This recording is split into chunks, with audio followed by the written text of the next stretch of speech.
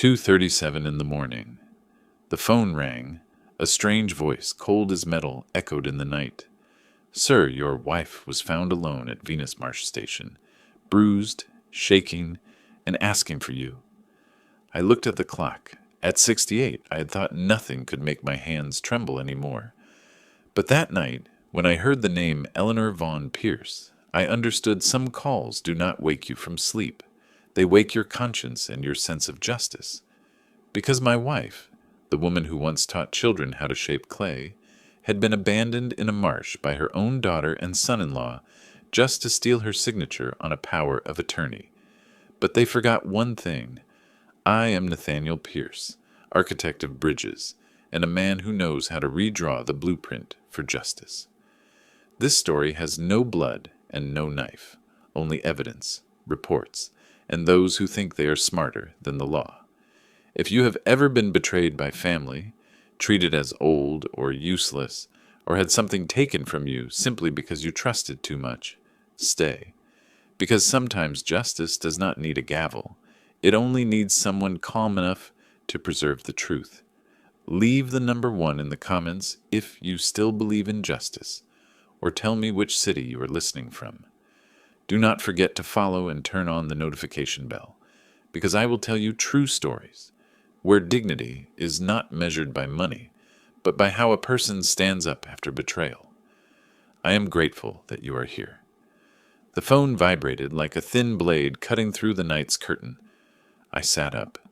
My glasses fell to the wooden floor. The screen's blue light flashed on the ceiling. 2:37 in the morning. Unknown number. Chatham area code. I answered.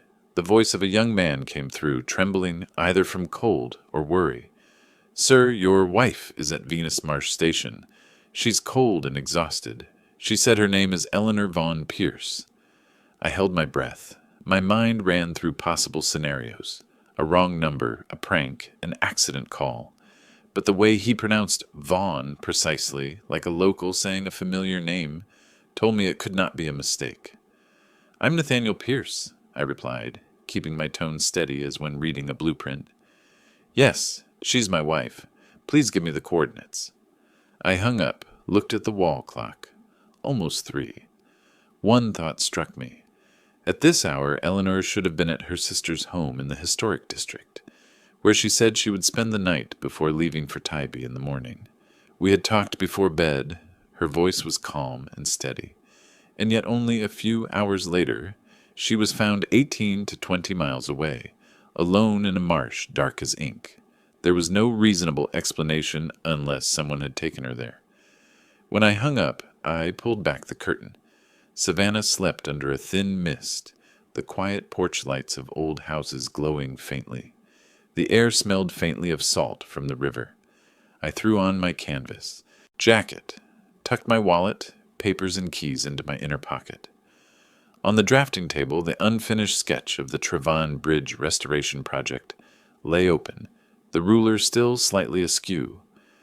I aligned it with the paper's edge as if to steady my thoughts, then turned off the light. The road from Savannah to Venus Marsh is less than 20 miles, but on a damp night it felt twice as long. I drove through drooping oak rows, windshield fogging with condensation. The radio played a low, old jazz tune, just enough to keep my heartbeat in rhythm with the steering wheel. At a roadside gas station, I stopped for a bottle of water and a cup of weak black coffee, the familiar caffeine of my old drafting nights. 15 miles out, I called again. The guard said Eleanor was in the office, space heater running. I thanked him and hung up. The tires whispered over wet asphalt like a pencil across tracing paper. Venus Marsh Station appeared after a curve. Low roof, salt-faded walls, a single yellow bulb flickering above the porch. The marsh beyond was eerily still, the salty mist coating my windshield. I turned off the engine and stepped out, letting the night rush in. The clink of distant metal from the pier, the intermittent croak of water frogs. The guardroom door opened before I knocked. A young man in a thick uniform stood there, face still boyish, eyes red from staying up late. "She's inside, sir?" The small room was dimly lit. Eleanor sat against the wall, wrapped in a brown blanket, her hair damp with mist. I saw the bruises, dark violet marks on her left wrist, a longer one along her arm, the imprint of fingers that had gripped too hard. She looked up, her eyes holding exhaustion, relief, and a trace of shame. I knelt before her, saying nothing, just placed my hand on her knee, a gesture familiar in 40 years of marriage. When there are no words, let the hand speak. "Are you all right?" I asked. "Cold," she whispered, "and feeling foolish." I looked into her eyes, my voice low. "Eleanor, what happened? Why were you there, alone, in the middle of the night?" She hesitated, fingers tightening on the blanket's edge. "I don't want to tell you tonight, Nathaniel. It's a long story." I nodded. "All right, when you're ready, I'll listen." She only moved her lips slightly, then fell silent. The guard spoke up. "Sir, she was sitting outside when I came on shift at midnight. Wouldn't call anyone. I gave her tea and a blanket." I nodded. "You did the right thing, don't worry." When I reached for my wallet, he shook his head quickly. I smiled. "Then let me thank you with a promise. I'll remember your kindness longer than this night." I put Eleanor's coat on her, wrapped a scarf around her neck, and helped her outside. The air was cold and salty, the wind whistling through the marsh like grinding metal. When she sat in the passenger seat, I quietly took 2 photos of her wrist under the car. Light, bright enough to show, soft enough not to glare. I saved them in a folder named Venus Marsh 01. Architects like me are taught that every structure begins with a foundation. So does justice. It begins with evidence. On the way back, Eleanor fell asleep. I drove slowly, hearing raindrops tap the windshield, smelling the mix of salt and rust from the marsh. I remembered the days she roamed, collecting antique pottery, those coastal trips and auctions. She always found beauty in cracked things others discarded, because every crack is a story, she once said. Tonight, I understood better. Some cracks do not live on clay, but inside the human heart. Morning on Tybee Island came slower and colder than I expected. The sun still hid behind a thick mist, the sea nothing more than a sheet of rippling gray silver. I brought Eleanor to the Lighthouse Inn, a small lodge at the end of Butler Avenue, where we had stayed 10 years ago during an old pier survey. The owner, a silver-haired woman with chain glasses, looked at me with sympathy when she saw Eleanor wrapped in a thin blanket. "Room number 5, ocean view. I'll turn on the heater right away, Mr. Pierce," she said softly like morning wind. The small wooden room had white walls and a bed dressed in plain linen sheets. I helped Eleanor lie down, poured a glass of warm water, and opened the curtains. The distant waves beat steadily like the heartbeat of a sleeping city. She was silent for a long while, then, as if unable to bear the space between us, she began to speak. "We don't need to make this a big deal, Nathaniel." I simply replied, "I'm not making it big. I'm just doing what's right." At 7:15, I called Dr. Grace Hahn, our old friend, the one who had saved me from a heart attack 5 years earlier. Her voice came clearly through the speaker. "Where are you?" "Tybee Island. Eleanor needs an examination." "Send me your location. I'm on my way. And Nathaniel, don't touch the injuries. Keep everything as it is." While waiting, I opened my laptop. The 4 photos taken at Venus Marsh appeared on screen, each bruise, purple and green, the car light clearly outlining every ridge of skin. I checked the EXIF data. 2:58 a.m., 28th of March. Venus Marsh Station, GPS 32.033 north, 80.853 west. Perfect. Time, coordinates, lighting, all precise, like a technical drawing. I renamed the file, VM01 Evidence Raw. On the table, I placed my phone and turned on the recorder. "Eleanor, I need you to start from the beginning," I said. "Just like a diary entry. No order, no worry. I just need the truth recorded." She looked at me, eyes mixed with fatigue and embarrassment, then nodded. Her voice was hoarse, slow, sometimes broken by breaths. "That afternoon," she began, "Oscar said he'd drive me to sign a few papers before the trip. He said it was a travel insurance form to insure the Tybee trip. I didn't doubt him, because Lydia was going too. They said we'd stop by a partner's legal office, but when the car turned onto the Venus Marsh Road, I realized it wasn't toward Savannah. It was heading east, closer to Marshland." She paused, clutching the blanket tighter, her voice fading. "I asked," and Oscar laughed, saying the office had temporarily moved because it was the weekend. It was getting dark, a few streetlights, fog rising from the marsh. I felt uneasy but didn't want to argue. The car stopped before a small wooden house, an old sign reading Harlan and Coars Insurance. Inside was a young man dressed like an agent, handing me a stack of papers filled with words I didn't understand. Oscar urged, "Sign it, Mom. We don't have time." I looked down and saw the first line said, "Power of attorney, control over assets, not insurance." Eleanor swallowed, eyes turning toward the window. "I said I couldn't sign, that I had to ask you first." Oscar's tone changed, cold, irritated. Lydia cried, telling me not to make things hard. Then Oscar grabbed my hand, yanked hard, and made me drop the pen. I pulled away and ran outside. The wind was freezing, fog thick, and the marsh air smelled of salt and decay. I heard him shouting to the man inside, "Fine, we're done here. Let her find her own way back." Then the car door slammed, the engine roared, and the headlights vanished into the fog. She fell silent for a long time, then continued. I sat on the steps. No signal, no cars, only insects and the slap of water under the dock.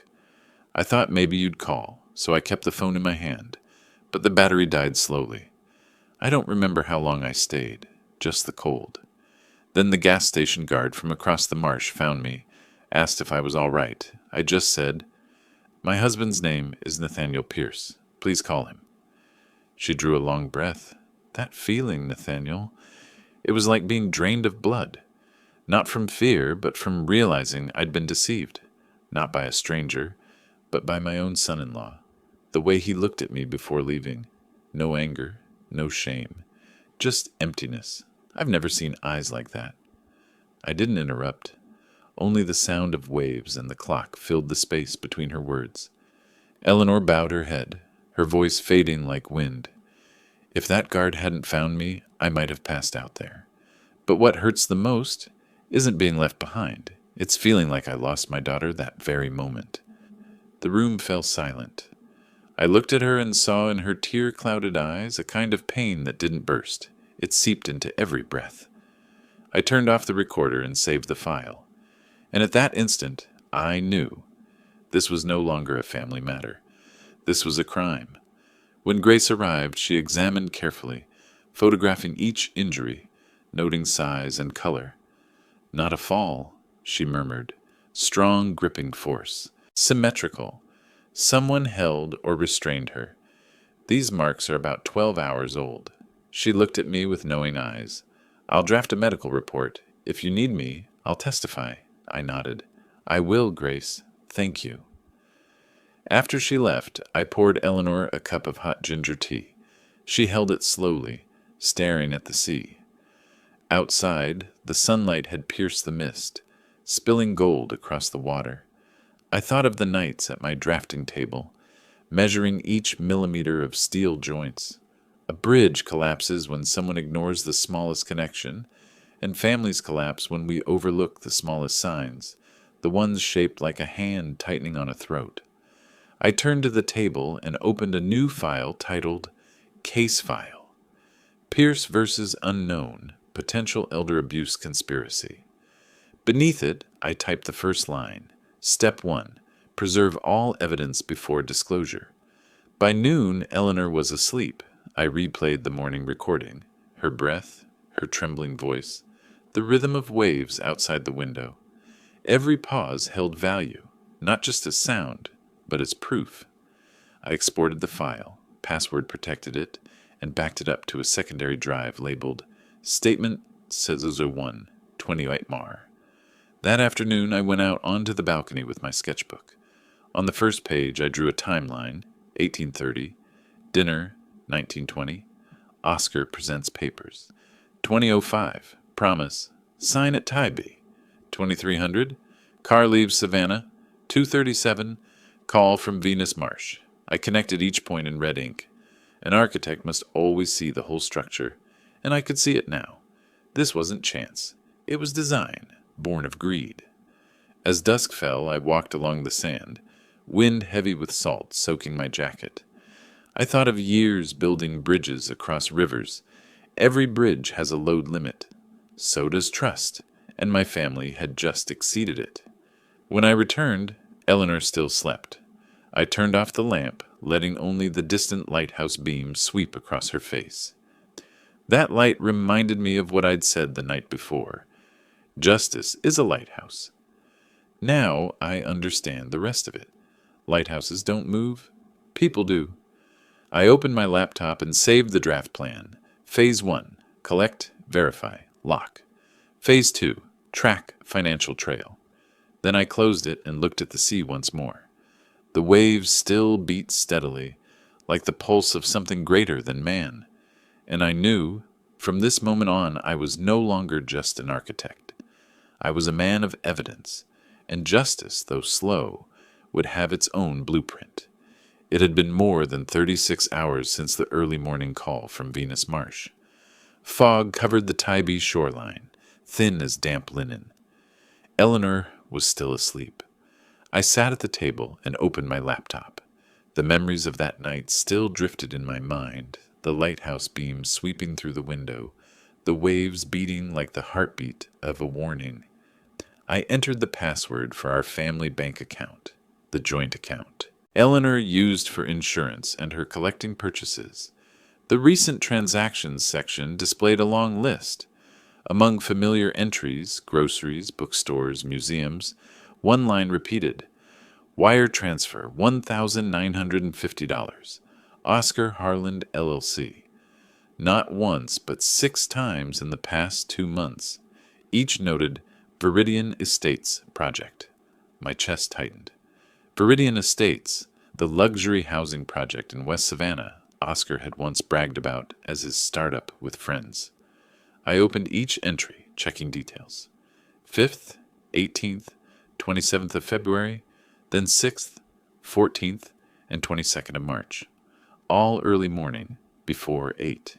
Each for the same amount, to the same recipient, and all approved from an account under the name Eleanor V. Pierce, meaning my son-in-law had been using his mother-in-law's account to fund his private venture.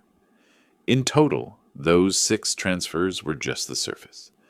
I uncovered additional payments through intermediary wallets, adding up to nearly $26,000 in 2 months, all labeled Viridian Estates Project. My throat felt dry as sand. I didn't get angry. Architects are taught that emotion is the enemy of straight lines. I opened my notebook, recorded each line, time, and transaction ID, then printed the entire statement. The printer's dry rhythm echoed in the small room, blending with the steady crash of waves outside, 2 different cadences of the same truth. At exactly 9 o'clock, I called Coastal Trust Bank's main Savannah branch.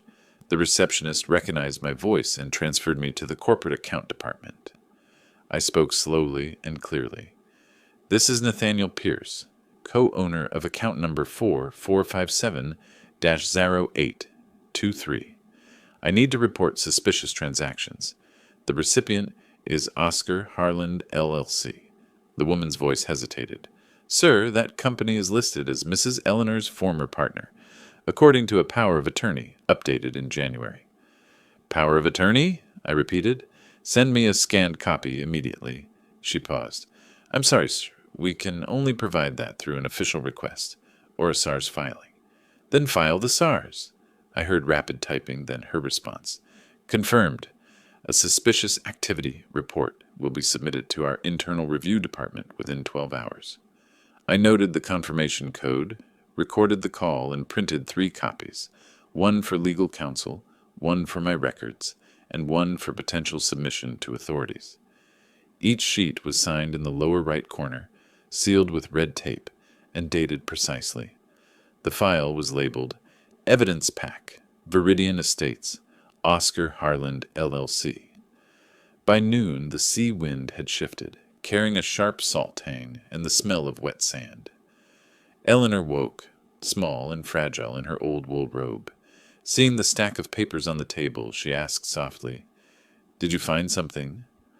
I nodded and slid the folder into a clear plastic sleeve. Not just suspicion, his fingerprints. She sat beside me, eyes fixed on the waves outside. "Nathaniel, I don't understand why he did it. He used to call you his childhood hero." I smiled faintly, without warmth. "Maybe he still does. Only now that hero won't build him a bridge. He'll build a fence." That afternoon, I stopped by the post office on Butler Street and mailed the documents to attorney Margaret Lowe, an old colleague from a Charleston project. In the letter I wrote, requesting verification of the bank's power of attorney and related contracts tied to Viridian Estates. Please pay special attention to signature authenticity, notary details, and filing dates. When I returned, Eleanor was at the desk, holding her small brown leather notebook, the one I'd given her last year for our 40th anniversary. She turned a few pages, then handed me a folded sheet. Her handwriting leaned slightly, elegant as ever. The tide took them away, not me. I read it slowly, letting each word settle. She gazed out the window, her voice soft as surf. "I want you to remember that, Nathaniel. The tide takes away many things, even those who no longer dare to stay. But I'm still here." I nodded gently, folded the paper, and slipped it into the evidence envelope. In my mind, a structure was already forming. Money trail, authorization, witnesses. A web of greed slowly revealing itself under light, and I, like every architect, only had to trace the blueprint it had left behind. As the sun sank into the sea, I closed my notebook and labeled the day's final file. Day 2, evidence secured. And in the fading gold of the evening, I understood. The tide may take everything away, but evidence, kept properly, endures forever.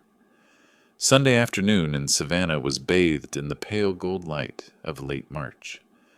I chose this day because I knew Lydia always called it Sunday of Peace, the day they usually brought the children to visit their grandparents, have lunch, and let them play in the garden. I texted ahead, "Come to Venetian Villa this afternoon, I want to talk. Nothing serious, just family." Lydia replied almost instantly, "Yes, Oscar and I will be there."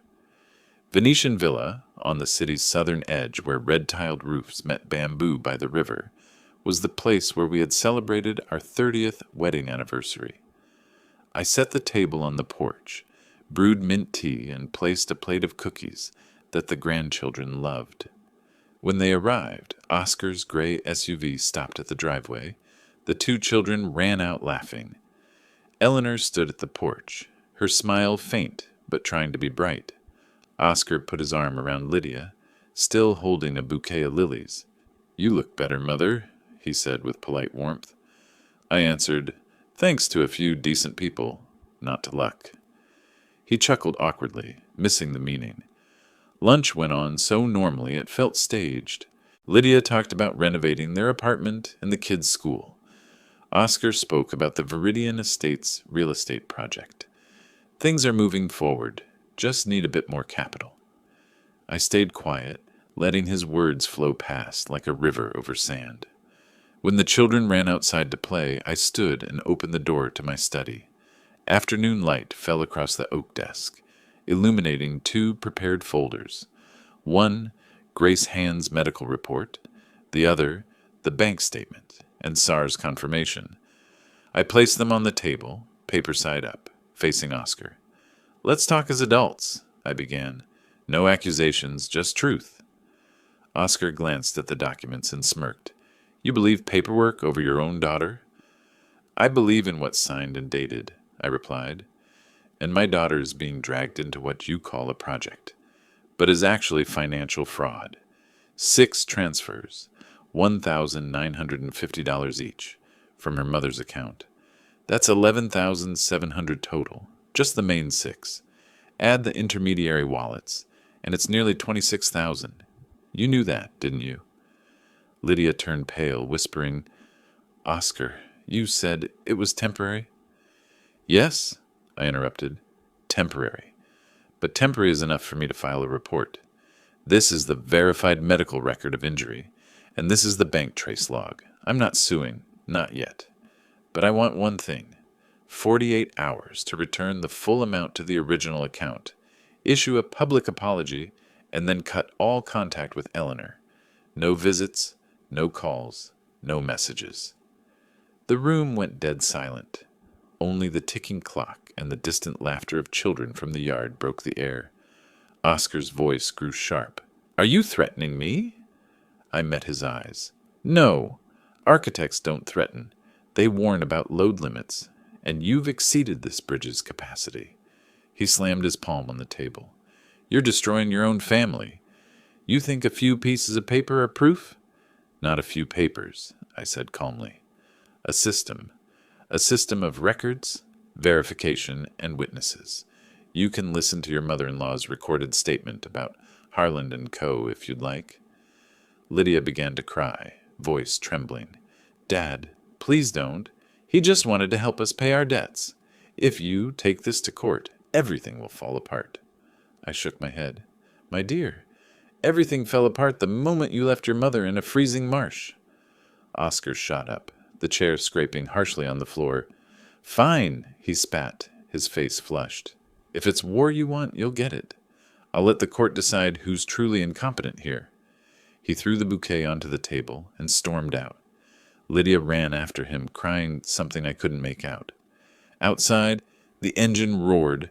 The car sped off, leaving a red dust trail and the smell of gasoline. I sat alone in the room, watching the papers flutter slightly in the breeze. Eleanor came in and rested her hand on my shoulder. You did what had to be done? She said softly.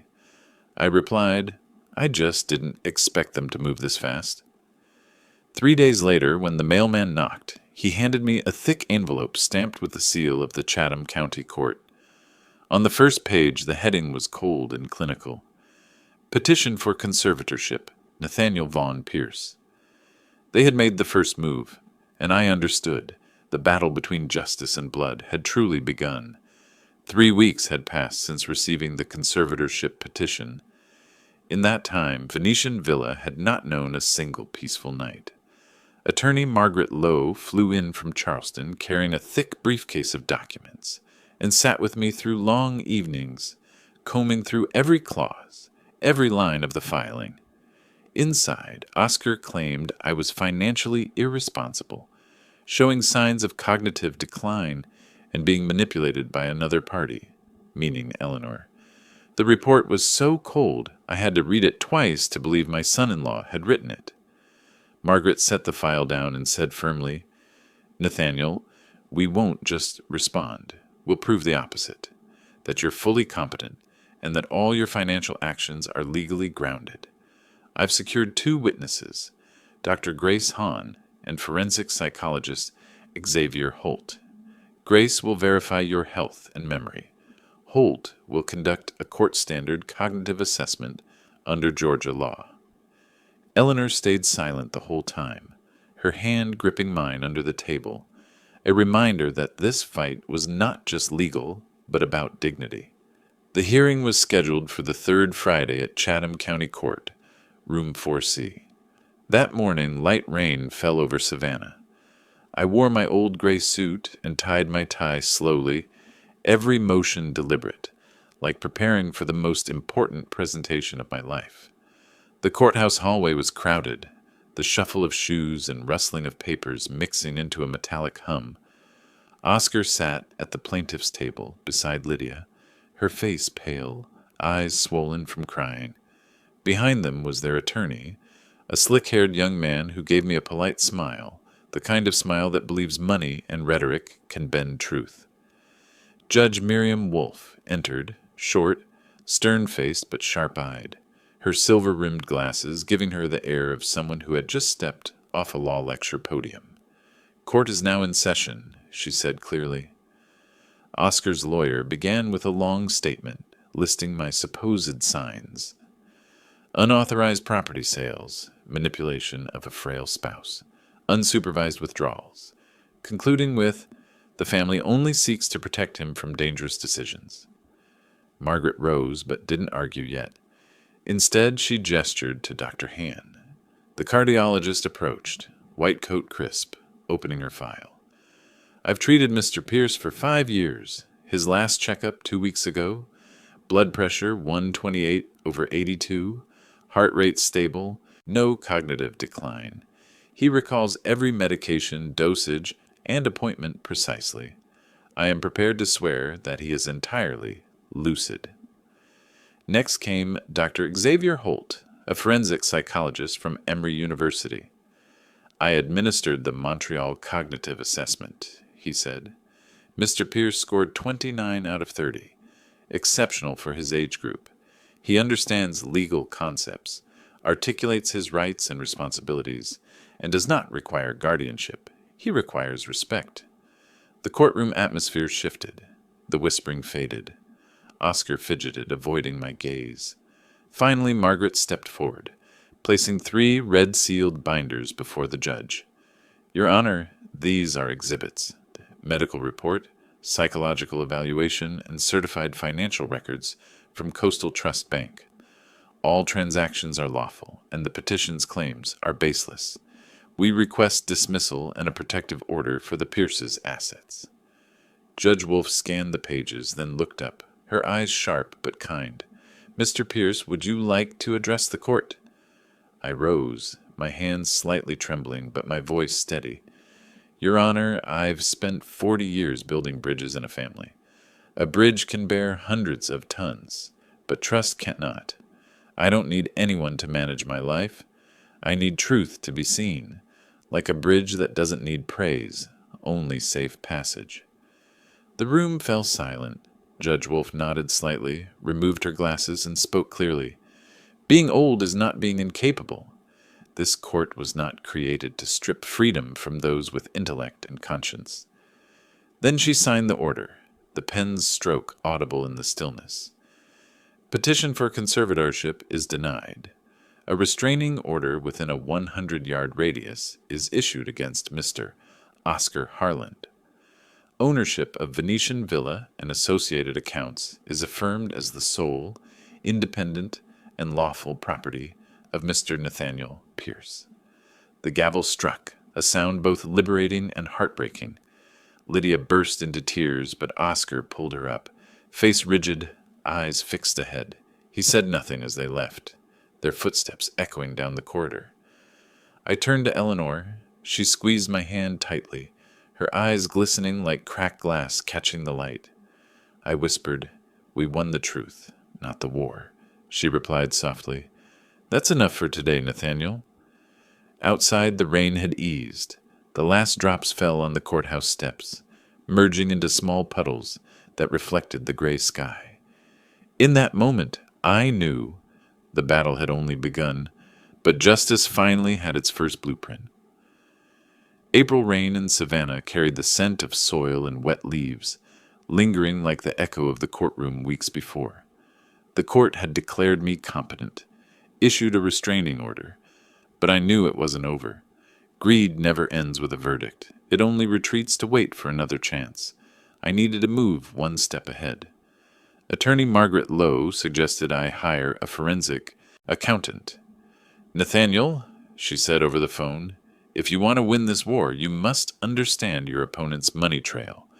Victim protection laws are the surface. The roots lie in the numbers." I agreed. 3 days later, a name appeared in my inbox. Elena Carver, forensic accountant, Savannah Financial Crimes Division, retired. Elena arrived at Venetian Villa on Monday morning with a laptop, a thick folder, and eyes sharp as scalpels. She was in her 50s with salt and pepper hair tied back, speaking little and working fast. After I handed her the bank statements, she said only, "Give me 3 days." Those 3 days stretched like a silent investigation. I barely left the house. Eleanor was still weak, spending most of her time reading or shaping small ceramic figures in the living room. Each night, I sat at my desk under the amber lamp, the light glinting off printed statements as if every number breathed conspiracy. On the fourth morning, Elena returned and placed a thin black-bound file in front of me. "I traced Oscar Harlan's financial activity for 6 months," she said slowly, each word measured. "He's in debt for $88,000, mostly from anonymous crypto gambling exchanges, using intermediary wallets through small NFT trades. There's also a secondary mortgage on their apartment, about $24,000, signed right before Viridian Estates launched." I flipped the first page. Lines of data, wallet names, timestamps, conversion rates, and several transfers from an account under Lydia Harlan's name. My eyes stopped at a red-marked line Elena had highlighted, wallet H29, linked to Harlan LLC, gambling ledger. "Gambling?" I asked. She nodded. "Crypto blackjack and futures margin. Lost nearly everything, tried to recover using his mother-in-law's cash." I stayed silent. The puzzle pieces clicked together. The rush, the forged papers, the venom at the dining table. Oscar wasn't just deceitful, he was desperate. "Elena," I said, "can you print a summarized version for legal backup?" "Of course," she replied, "but keep it private. Once I file an official report, every party involved will know." "I don't want that," I said. "I just need one copy, for the record." That afternoon, sunlight slanted through Venetian villas' windows as I printed the report, signed each page corner, and slipped them into a brown leather folder. On the label I wrote, "Marsh File Easy 1, Root of Greed." Beneath it I taped a small red strip reading, "Private Evidence, Pierce Household." Eleanor approached, laying a hand on my shoulder. You never stopped being an architect," she said with a faint smile. "Now you're designing justice." I replied, "And I have to measure every angle because 1 inch off and the whole bridge collapses." 3 days later, Margaret called. The court received a motion from Oscar's side, requesting modification of the restraining order, claiming the family needs to meet for reconciliation. "Do you want to respond?" "Yes," I said, "but I'll meet Lydia, not him." "Are you sure?" she asked. "That could count as incidental contact. I'll need to file for permission." That evening I received an email from attorney Marcus Fleming, my former colleague from the Trevon Bridge Preservation Project. "Permission granted for incidental contact under restraining order conditions, limited to 1 supervised public interaction." I chose the location. Whole Foods Market, Savannah Square.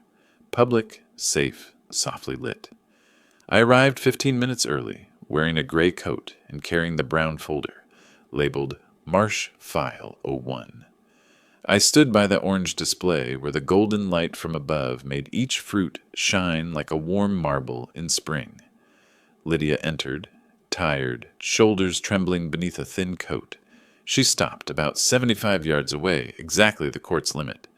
Between us were fruit shelves, a few scattered shoppers, and gentle instrumental music drifting overhead. I said nothing. I placed the folder on the display between 2 baskets of oranges and stepped back. Lydia understood. She looked at the folder, then at me, her eyes filled with shame, regret, and something deeper, perhaps pity for herself. "Dad, what is this?" she whispered. "Everything you need to know," I said, "and everything I wish you didn't have to see." She nodded faintly, tears tracing her cheeks. I didn't move closer.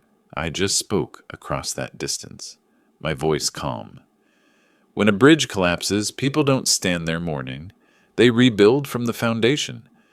Treat that file as your foundation, Lydia." The yellow light reflected off the brown folder, the words Marsh Files 01 glowing softly. In that moment, I no longer saw the supermarket or its lights, only a silent salt marsh, the tide receding to reveal the dark silt of truth. I turned and walked away, leaving her standing there, her trembling hands resting on the folder. Sometimes justice doesn't need a courtroom. It only needs truth, placed in the right spot, under the right light. 12 days after the meeting at Whole Foods, I was sitting on the porch of Venetian Villa when the phone rang. The screen read, "Private caller." I hesitated for a few seconds before answering. On the other end, a weak but familiar voice spoke. "Dad, it's me, Lydia." My heart sank. She spoke softly, almost in a whisper, as if afraid someone might hear. "I'm sorry for calling like this. I can't let him know I'm reaching out, but I can't take it anymore. Everything you said was true. I was wrong." Her voice trembled. "Last night, when I read Marsh File 01, I realized every dollar in those records had Mom's face on it." The wind stirred the bamboo along the porch, creating a faint rustle as if the house itself were listening. I said slowly and clearly, "Lydia, I don't need an apology. I need you to choose." There was a quiet sob on the line. "Oscar won't stop. After losing all the crypto money, he borrowed from an out-of-state loan shark. They've started calling the house, threatening to seize the apartment. He said he'll redo the paperwork to sell your and Mom's assets. Dad, he's planning to forge another notary." I closed my eyes and exhaled. The thing I feared most had finally arrived. "Are you ready to get out of this?" I asked. She went silent for a few seconds, then answered through tears, "Yes, but I'm scared. I don't know where to start." I looked out at the sea, my voice calm and measured, like giving instructions for a new design. "Listen carefully, Lydia. You'll do 3 things in this exact order. 1. File for divorce within 2 weeks. 2. Hand the children to CPS temporarily while the legal process unfolds. I've already spoken with the Chatham County CPS office. They'll accept your case within 48 hours after filing. 3. Repay $15,000, the remaining balance from the Viridian account. I'll open an intermediary account so you can return it legally and avoid criminal liability." She sniffled. "You're still helping me after everything." "From the start," I said. "I never wanted you to fall with him. But there's one final condition, Lydia. You must let him expose himself." She stayed quiet, only her breathing audible. I continued, laying out each word like setting stones. "Tomorrow, tell Oscar the court is re-examining the notary from the old power of attorney. Say your lawyer heard there might be an administrative discrepancy. If he forged it, he'll panic and try to alter or delete the record. And that's when I'll act." Her voice quivered.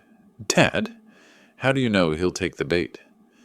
"Because criminals don't fear justice," I replied. "They fear paperwork.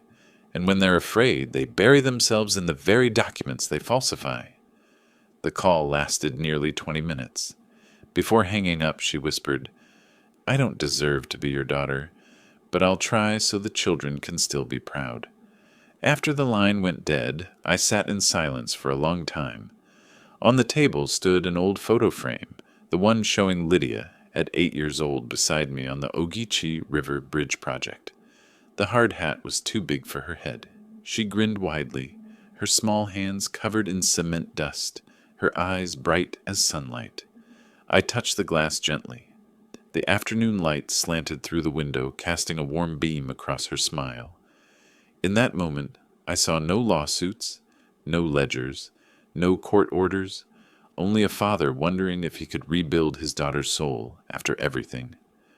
I whispered to the fading light on the wall, "Even architects can't rebuild a fallen child in a day." Out at sea, the waves kept breaking steadily against the rocks, and within that rhythm I heard something fragile, not justice, not victory, but the first sound of awakening. That night, Savannah was veiled in a drizzle, thin silver threads crossing the city. The wind from the river carried the scent of salt and the low hum of cars over the Trevon Bridge, the steady pulse of justice approaching. I was in my study when the phone rang. On the screen was the name Marcus Fleming, lawyer and old friend. "You might want to sit down, Nathaniel," his voice came through the line. "Tonight, Oscar Harlan was arrested." I said nothing, just listened to the faint sound of papers flipping on his end. He broke into the notary office of Carmen Rodriguez, the one that handled Eleanor's old power of attorney. According to the Savannah PD's report, he carried a USB drive and an envelope, trying to delete data and replace the digital signature. Fortunately, the office had just installed a new security system last week. Police arrived the moment the alarm triggered, caught him on the spot. He didn't manage to erase anything. I closed my eyes and exhaled slowly. Marcus continued. I just heard from the court clerk. The detention file's open. Case number 2123F. Harlan versus State. Charges include forgery of notarized documents, unlawful entry into a business property, and destruction of evidence. A gust swept across the porch, rustling the papers on my desk. I pressed them down, my eyes landing on the top page where I'd written, 2 weeks ago, "The truth needs no noise, only proof." Marcus paused, then added in a gentler tone, "You might also want to know? Viridian Estates Board released an internal statement. They've suspended Oscar Harland immediately, citing a policy on integrity violations. Specifically, any employee under criminal investigation for financial misconduct is to be removed until final judgment." I leaned back in my chair. No satisfaction, no anger, only silence. Everything I'd predicted had unfolded, yet what I felt wasn't victory. It was confirmation that restraint had been the right choice. "Should I notify the press?" Marcus asked. "No," I said. "Justice doesn't need an audience." I ended the call and stepped onto the porch. The rain was thin as mist, the yellow lights from Trevin Bridge rippling across the river like threads of gold trembling on the dark surface. Beyond, the city lights shimmered, peaceful, indifferent, yet heartbreakingly beautiful. I slipped a hand into my coat pocket. The small paper Eleanor had written was still there. The tide took them away, not me. Now I understand better than ever. The tide of justice never roars. It moves quietly, carrying away what no longer deserves to remain. Inside, Eleanor was asleep, her breathing calm, the bedside lamp casting a soft glow on the family photo hanging on the wall. I looked toward the bridge one last time.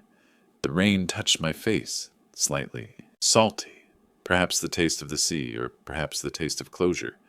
I whispered, letting the wind carry it away. Justice achieved, quietly. And in the night of Savannah, only the sound of rain, waves, and the cold gleam of justice reflected on the water remained. 48 hours after the arrest, Oscar Harland was released on bail, $50,000. Conditions: a full no-contact order with the Pierce family, except for court-supervised public interactions. Today's meeting at Forsyth Park would be the last, permitted under the court supervision at the attorney's request. Late April in Savannah was wrapped in a pale golden hue, as if the city had been draped in a thin silk veil. The rain had stopped that morning, leaving long streaks of water along the cobblestone paths of Forsyth Park, where centuries-old oaks cast their shadows over the walkway leading to the white fountain at the center. I arrived 15 minutes early, standing beneath an old magnolia tree, holding a small notebook, my eyes fixed on the space before bench number 32, where the meeting would soon take place.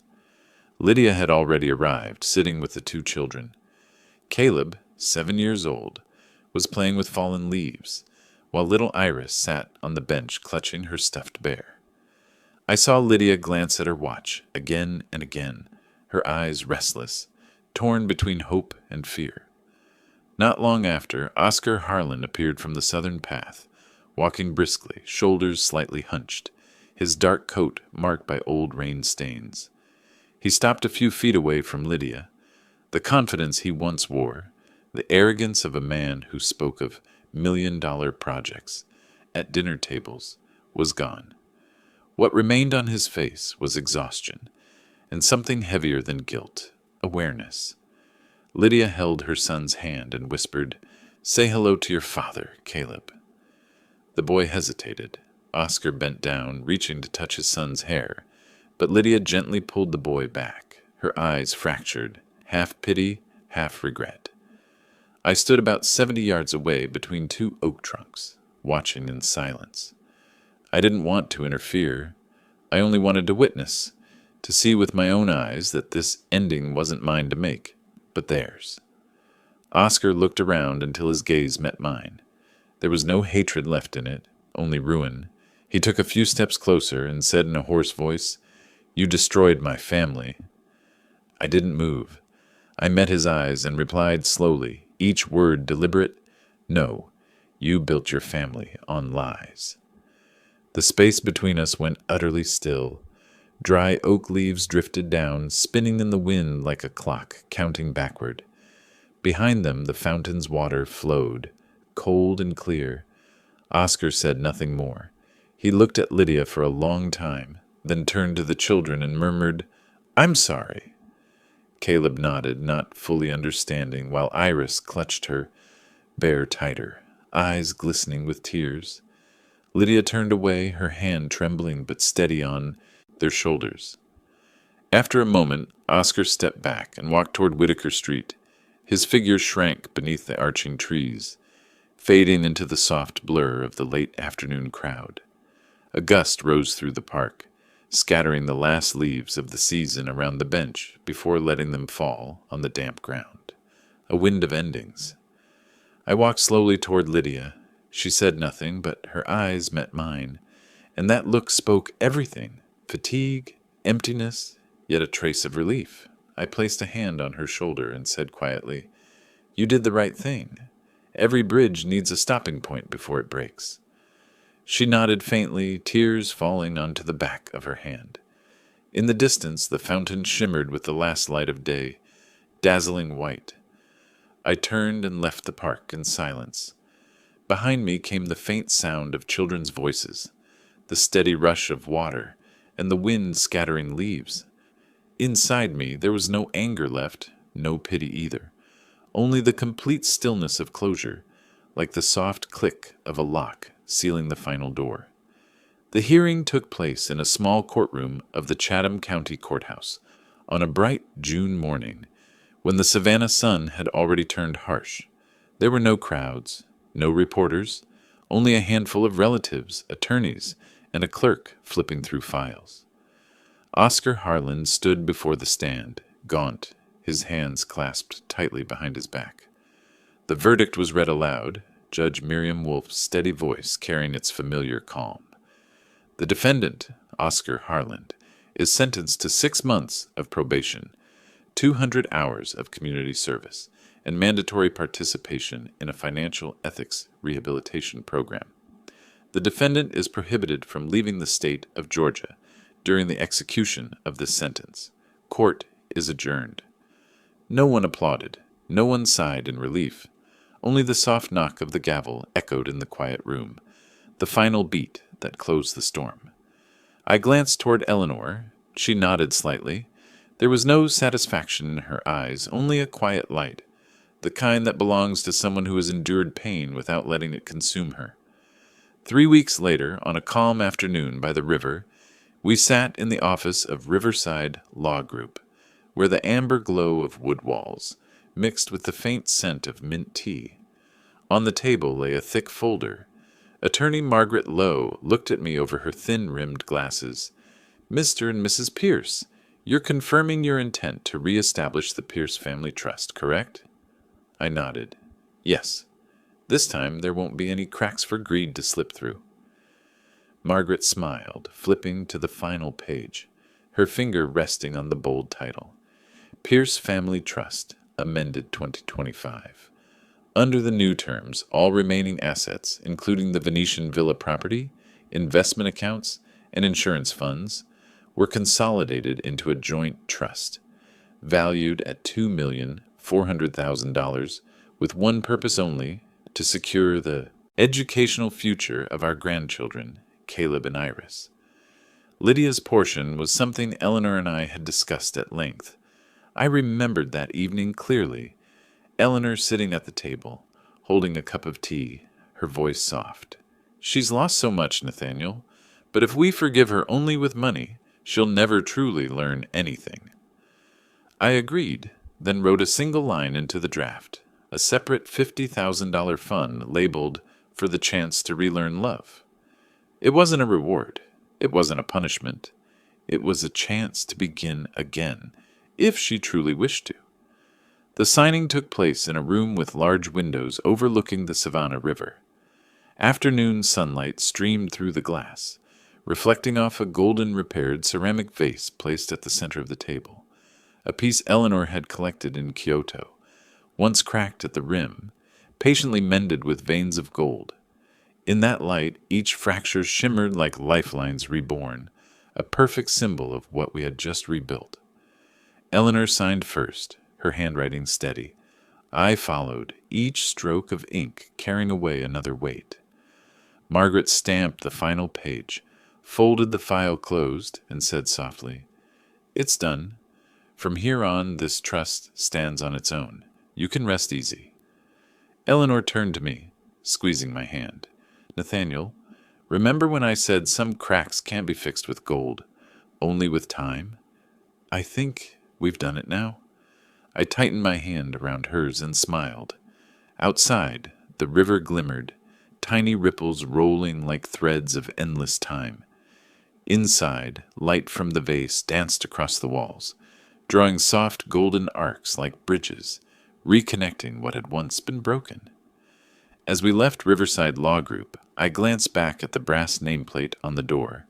The metal shimmered in the afternoon sun, just like the glint of gold on the vase when we signed. In that moment, I understood. Not everything can be saved, but the best things, when rebuilt with conscience and truth, will always outlast the first time. July in Savannah always carried the scent of salt and sunlight, but that year the sun felt gentler, almost tender, over the small wooden house by the Tybee River, where a new sign hung. Seafoam Haven, Studio and Workshop by Nathaniel Pierce.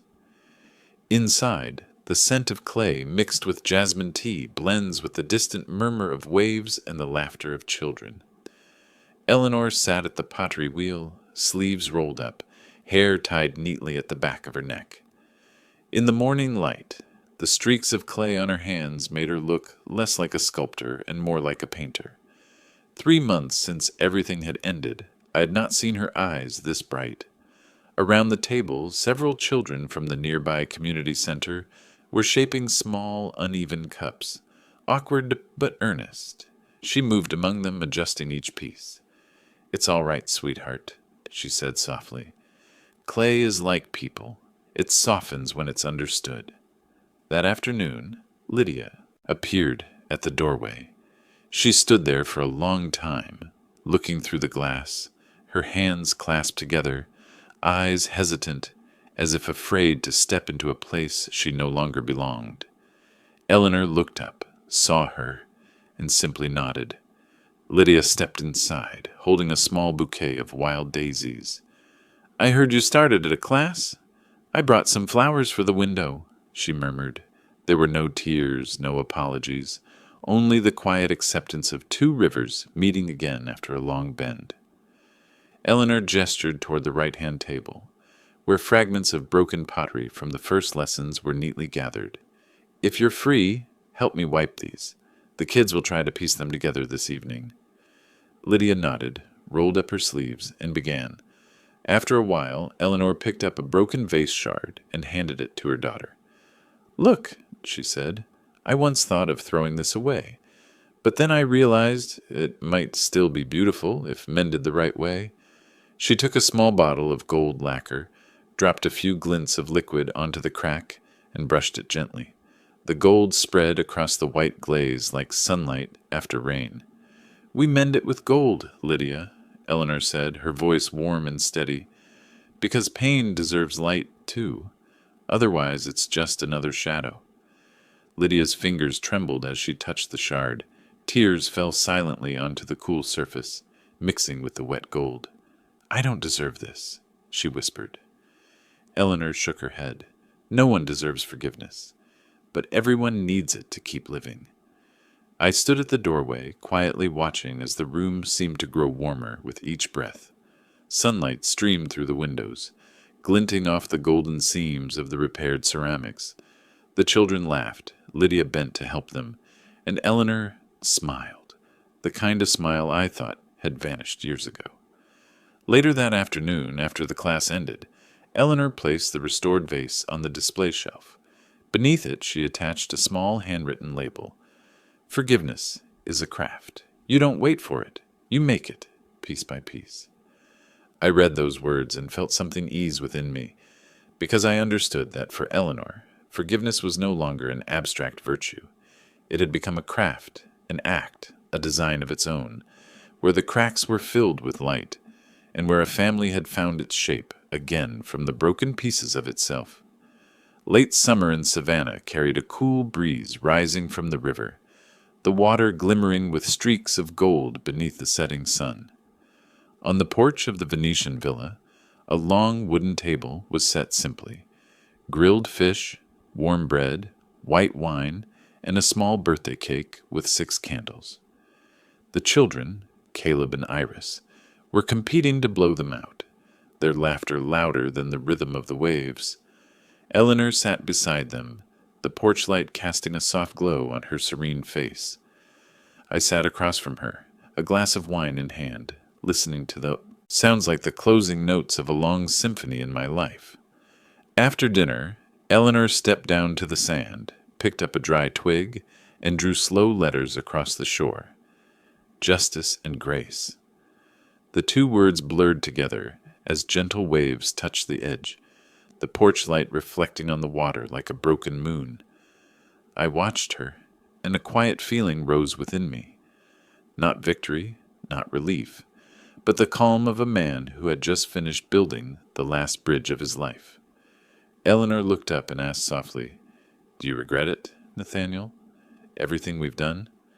I smiled, the light from the Trevon Bridge glinting in her eyes. "No," I said slowly, "because justice rebuilt this home, and forgiveness rebuilt its heart." She smiled faintly and took my hand.